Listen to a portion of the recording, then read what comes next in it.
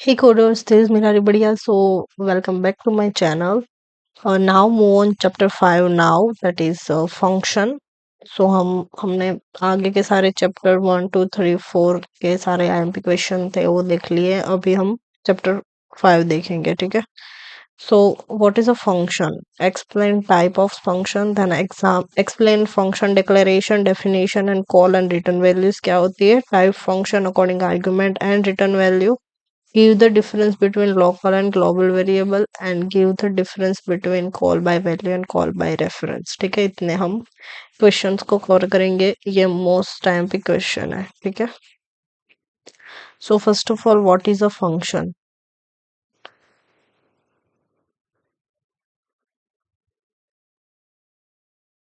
Explain type of function. A function in C is a block of code that perform a specific task. It helps us dividing a large problem into a smaller manageable parts and making its easy to write debug and reuse code. ठीक है, function मतलब कि क्या होता है, यहाँ पर आपको दिख रहा होगा एक. ठीक है, सो फंक्शन में बेसिकली क्या होता है, यहाँ पर आपको दिख रहा है ये कुछ मशीन है. ठीक है, ये सारे इसके फंक्शन है. ठीक है, ये कुछ काम करके देता है हमको. ये क्या हो गए, इसके फंक्शन है. ठीक है, यहाँ पर दिखाया गया है आपको. ठीक है, यहाँ से इनपुट हम देंगे और देन यहाँ से हमें आउटपुट मिलेगा. ठीक है, तो this is one type of function example. ठीक है, और दूसरा मैं एक एग्जांपल दूं तो टीवी का जो भी रिमोट होता है वो. ठीक है, टीवी का रिमोट होता है, उसमें क्या होता है कि एक फंक्शन होता है जिससे हम चैनल चेंज करते हैं. देन दूसरा फंक्शन होता है हम वॉल्यूम इंक्रीज करते हैं. ठीक है, तो वो सारे फंक्शन हो गए जो कुछ काम करके देता है. ठीक है, अलग अलग फंक्शन के अलग अलग काम होते हैं. एक फंक्शन सभी काम नहीं कर सकता. जैसे कि हमने वॉल्यूम बढ़ाया तो उससे टीवी ऑन हो गया, चैनल चेंज हो गई, वैसा नहीं होता. कोई पर्टिकुलर जो भी फंक्शन होता है वो पर्टिकुलर काम करके देता है. ठीक है, हमें. So why use function? हम क्यों यूज करते हैं? कोड रियूजेबिलिटी के लिए. Once function is created, it can be used multiple time without rewriting the code. अभी हमने रिमोट की बात करी. ठीक है, तो हम उसको मल्टीपल टाइम चैनल चेंज कर सकते हैं, टीवी ऑन ऑफ कर सकते हैं उस फंक्शन की मदद से. ठीक है, कि हमें कभी भी वॉल्यूम इंक्रीज करना है तो हम उस फंक्शन की मदद से हम इंक्रीज कर सकते हैं. ठीक है, तो हम मल्टीपल टाइम इसको कॉल कर सकते हैं. देन है reduces complexity. Then a larger program can be divided into smaller function, making it easy to understand. हम वही एग्जांपल पकड़ते हैं कि रिमोट है. ठीक है, एक रिमोट है, उसके अंदर स्मॉल स्मॉल फंक्शंस आ गए. कि रिमोट है, उसके अंदर चैनल चेंज करने का, देन वॉल्यूम इंक्रीज करने का, 1 2 3 4 सारे. ठीक है, तो वो सारे स्मॉल स्मॉल फंक्शन आ गए जो इजी बना देते हैं. ठीक है, कि इससे हमें चैनल चेंज करने हैं, इससे हमें वो करना है, इससे वो करना है. ठीक है, then easy to debugging. Error can be detected and fixed easily. Then better modularity. Different part of program can be developed separately. ठीक है, अलग अलग पार्ट ऑफ प्रोग्राम है वो अलग अलग डेवलप कर सकते हैं. देन है types of function. So types of function क्या होता है? First is library function. Pre defined function जब भी लैंग्वेज बनी होती है तभी डिफाइन करके रखते हैं, उसको कहते हैं प्री डिफाइंड फंक्शन. ठीक है, this is a build in a function provided by C. They are already header files and can be directly use the program. ठीक है, सपोज कि प्रिंट हैश इंक्लूड stdio.h में printf की function की library रखी हुई है. ठीक है, तो हम उसको डायरेक्ट एक्सेस करके हम उसको यूज कर सकते हैं. उसके लिए हम कोई बहुत बड़ा प्रोग्राम लिखने की जरूरत नहीं है, तो हम उसको डायरेक्ट यूज कर सकते हैं. जैसे कि यहाँ पर एग्जांपल दे रखा है, प्रिंट है, देन स्कैनफ है, देन strlen मतलब लेंथ फाइंड करने का, ये हमने देखा था स्ट्रिंग. ठीक है, ये दोनों देखे थे.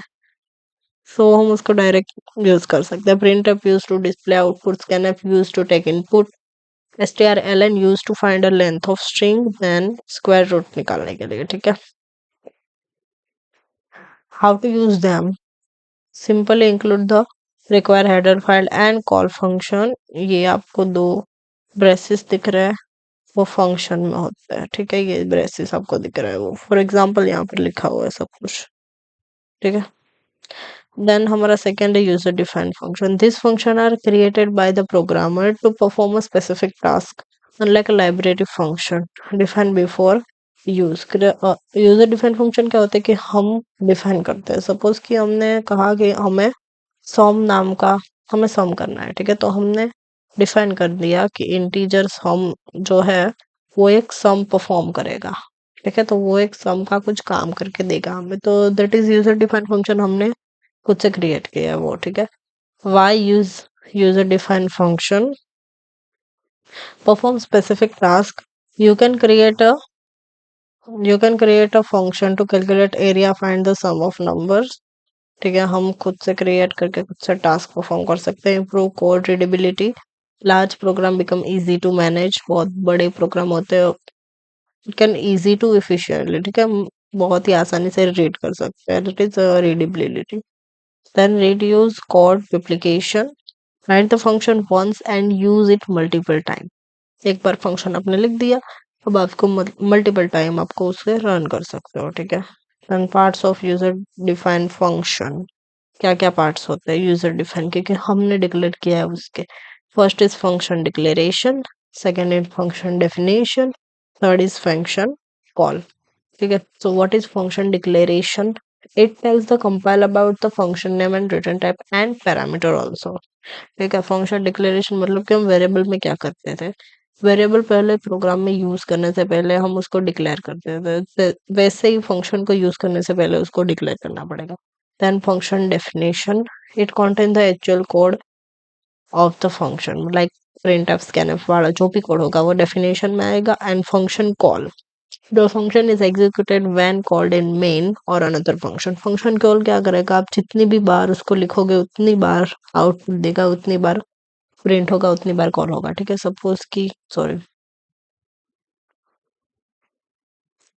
सपोज कि आपको कुछ नाम जो है वो प्रिंट करना है, ठीक है, तो नाम आपने एक बार कॉल किया, फिर यहाँ पे आपने दूसरी बार कॉल किया, ठीक है, सिर्फ आपको कॉल करवाना है, तो प्रिंट के अंदर जो भी आपने स्टेटमेंट लिखा होगा वो डायरेक्टली दो बार कॉल हो जाएगा, ठीक है. प्रिंट के अंदर आपको दो तीन बार लिखने की जरूरत नहीं, सिर्फ आपको कॉल करवाना है, ठीक है. तो ये होता है फंक्शन कॉल. आगे हम ज्यादा देखेंगे तो आपको समझ में आ जाएगा, ठीक है. Comparison of library and user defined function ये आप पढ़ लेना.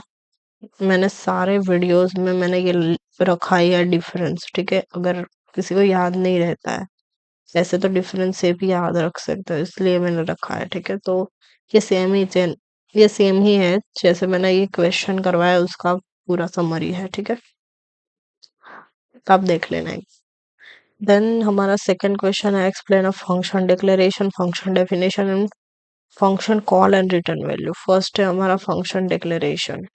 It tells the compiler that the function exists before using it. It includes the function name, return type, and parameters, but no body logic. जैसा कि हमने आगे के question में बताया था कि ठीक है, डिक्लेयर करना इम्पोर्टेंट है प्रोग्राम में यूज करने से पहले, ठीक है. देन है हमारा फंक्शन डेफिनेशन. प्रिंटफ वाला जो भी कोड होता है वो आता है. It is way to actual task of the function is return.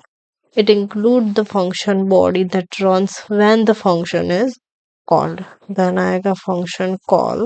अगर आपको ये थोड़ी सी डिफिकल्ट लग रही है तो आप ये भी लिख सकते हो, ठीक है, दोनों सेम ही है, पर थोड़ी सी लॉन्ग वे में लिखी गई है ये वाली, ठीक है.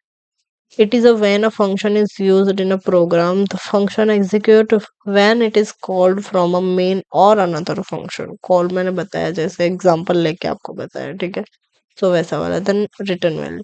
रिटर्न वैल्यू मतलब कि सिंपली आउटपुट देता है वो return statement. A function can send back a value using a return statement. This value can be used in the program.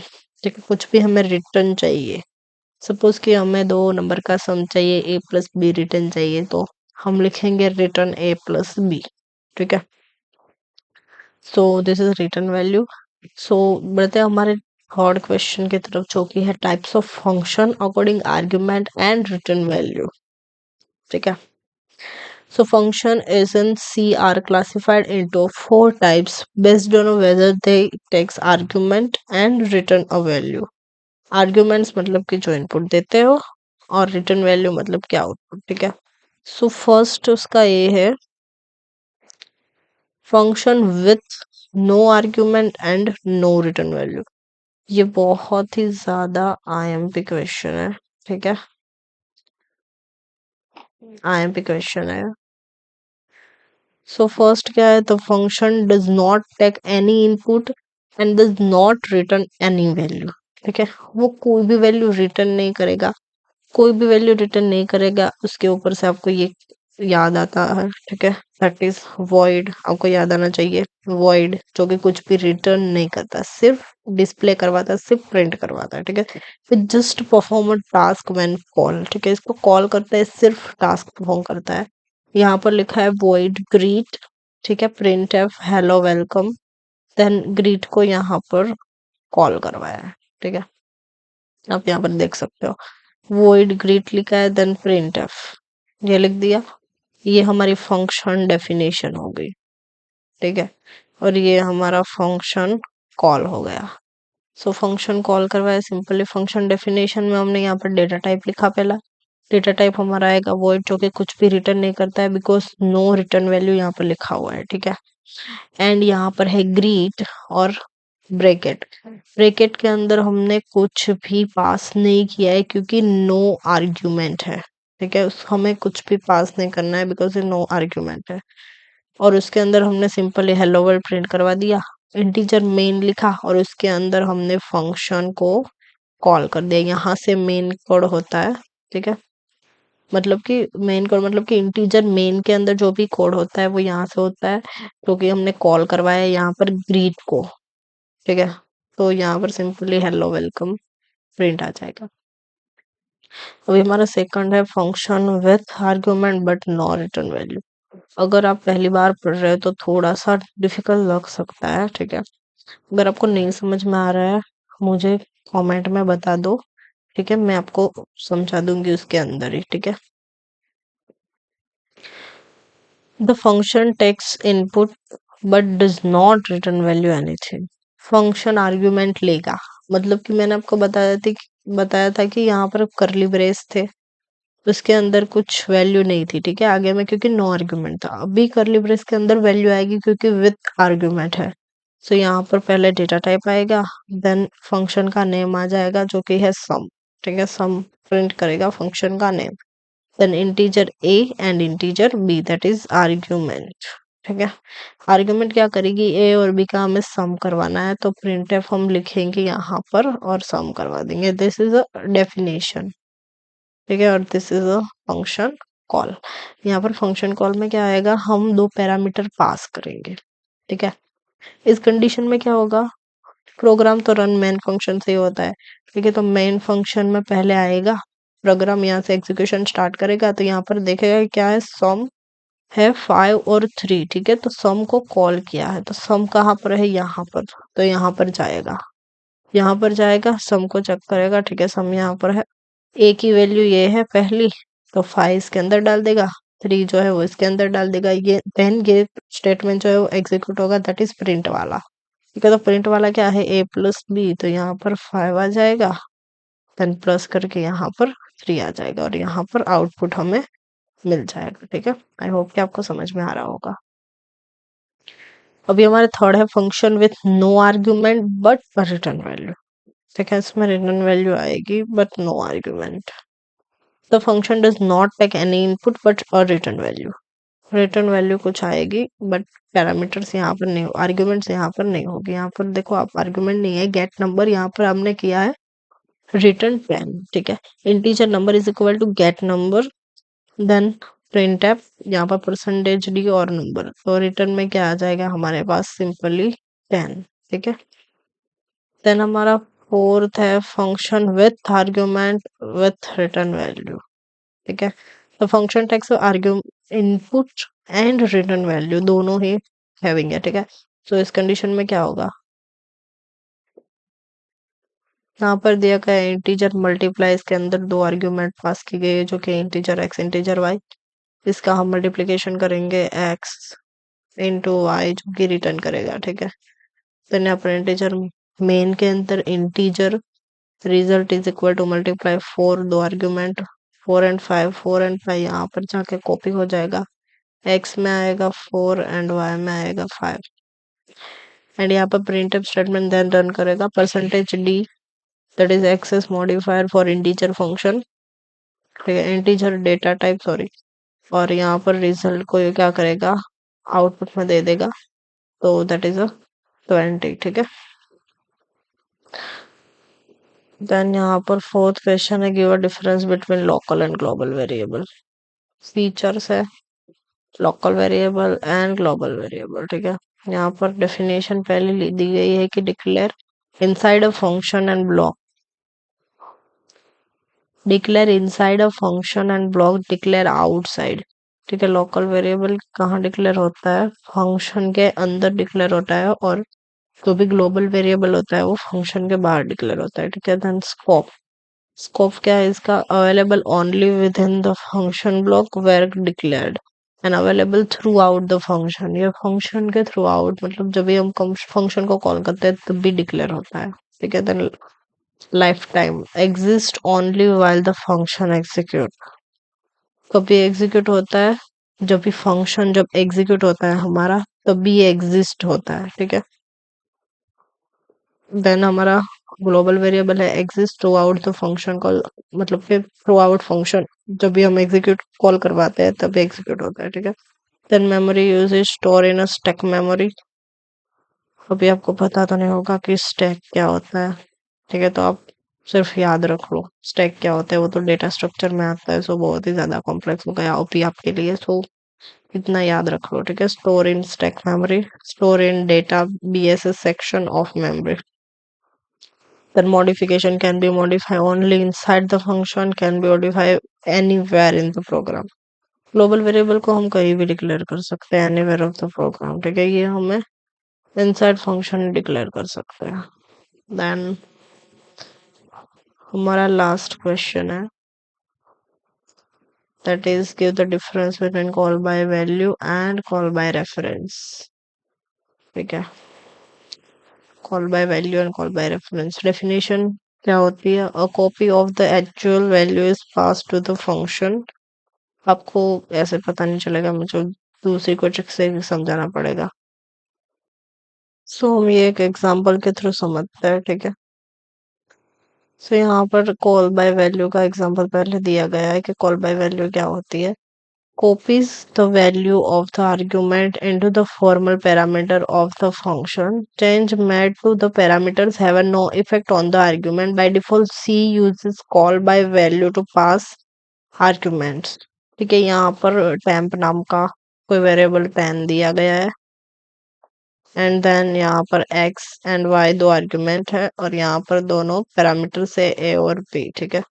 तो इस कंडीशन में क्या हुआ है, इंट टेम्पररी नाम का वेरिएबल है, टेम्पररी एक्स, हमें वेरिएबल को यहाँ पर स्वैप करना है कि जहाँ पर 10 है वहां पर हमें 20 लाना है, और जहाँ पर 20 है वहां पर हमें 10 डालना है, ठीक है। तो वहां पर वही किया गया है। देन यहाँ पर वॉइड मैन है, integer a is equal to 10, b is equal to 20, swap a and b, a and b को स्वैप किया गया है, तो इस कंडीशन में क्या होगा, ए जो होगा वो यहाँ पर कॉल करेगा एक्स के साथ, एक यहाँ पर बी जो है वो वाई के पास कॉल करेगा, ठीक है। तो ए में जो भी है उसकी कॉपी बन जाएगी वाई में, और बी जो है उसकी कॉपी बन जाएगी, सॉरी, ए की कॉपी बन जाएगी एक्स में और बी की कॉपी बन जाएगी यहाँ पर वाई में, ठीक है। This is a call by value. So अभी हम आते हैं हमारे डिफरेंस की तरफ, ठीक है। तो कॉल बाय रेफरेंस क्या होता है, जैसे कि कॉल बाय वैल्यू होते हैं उसमें पॉइंटर यूज नहीं होता है एड्रेस के लिए, कॉल बाय रेफरेंस में एड्रेस मतलब के पॉइंटर यूज होता है, ठीक है। The address of the actual variable is passed to the function, effect on the original value, यहाँ पर कोई भी इफेक्ट ओरिजिनल वैल्यू में नहीं होता है, ओरिजिनल वैल्यू जैसी थी वैसी ही रहती है, ठीक है। सिर्फ हमने देखा कि स्वैपिंग हो गई थी, ठीक है। और change inside the function affect the original value में अफेक्ट करता है क्योंकि एड्रेस चेंज होगा, ठीक है। Then memory uses, more memory is used as copy are created, क्योंकि पहले कॉपी क्रिएट होती है, देन हमें जो भी आउटपुट होता है वो होता है, पहले कॉपी सिर्फ क्रिएट होगी, ठीक है, तो उसके लिए मेमोरी ज्यादा होती। देन है less memory is used as only address are pass. Only हमें एड्रेस ही पास करना है तो मेमोरी कोई उसमें कोई एड्रेस का कॉपी वॉपी नहीं होता है, ठीक है। Security suffer because original data is not modified, क्योंकि इसमें कम सिक्योरिटी है बिकॉज ओरिजिनल डेटा हमारे पास नहीं है, हमारे पास सिर्फ उसकी कॉपी बनती है, ठीक है। That is called by value. Then less safe as original data can be changed. ये थोड़ा सा लेस सेफ है, सेफ नहीं है बहुत, क्योंकि ओरिजिनल डेटा है वो चेंज होता है। सॉरी, ये वाला कॉल बाय वैल्यू वाला जो है वो सिक्योरिटी उसमें ज्यादा है, क्योंकि उसके पास कॉपी आती है, ओरिजिनल जो डेटा होता है वो नहीं आता है, तो उसके लिए सिक्योरिटी ज्यादा है। यहाँ पर सिक्योरिटी कम है क्योंकि ओरिजिनल डेटा ही चेंज होता है, अगर लॉस होगा तो डायरेक्ट ओरिजिनल डेटा ही ट्रिगर होगा, ठीक है। सो इसीलिए सिक्योरिटी कम है। सो आई होप कि आपको समझ में आ गया होगा, ठीक है। सो ये सारे फंक्शन के मोस्ट एमपी थे। अभी हम आगे का चैप्टर जो है वो रिकर्जन देखने वाला है, ठीक है। रिकर्जन क्या है, देन पॉइंटर है, स्ट्रक्चर है, dynamic memory location, then file management और पैटर्न्स है, ठीक है। सो आई होप कि आपको समझ में आ गया होगा। अगर आपको कोई भी डाउट है तो प्लीज कमेंट सेक्शन में बता देना। So thank you so much, bye bye.